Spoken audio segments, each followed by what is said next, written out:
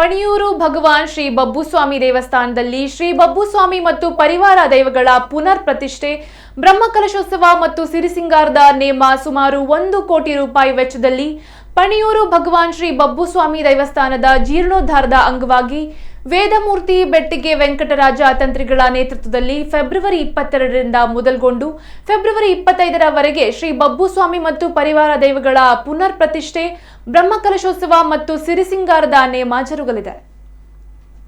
ನಾವು ಈ ಒಂದು ದೈವಸ್ಥಾನವನ್ನು ಪುನರ್ ನಿರ್ಮಾಣ ಮಾಡಿ ಸುಮಾರು 1,15,00,000 ವೆಚ್ಚದಲ್ಲಿ ಈ ನಿರ್ಮಾಣ ಕಾರ್ಯಗೊಂಡಿರುತ್ತದೆ.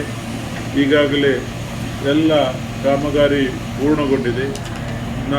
ಇವತ್ತು ಆಶ್ಲೇಷ ಬಲಿ ನಾಗದೇವರ ತಂಬಿಲ ಸೇವೆ ಕಾರ್ಯಕ್ರಮ ನಡೆಯಲಿಕ್ಕಿದೆ.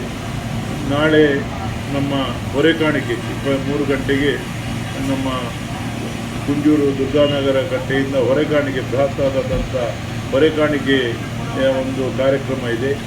23ಕ್ಕೆ ಬ್ರಹ್ಮಕಲಶ ಕಾರ್ಯಕ್ರಮ 8:30 ಗಂಟೆಗೆ ಬೆಳಿಗ್ಗೆ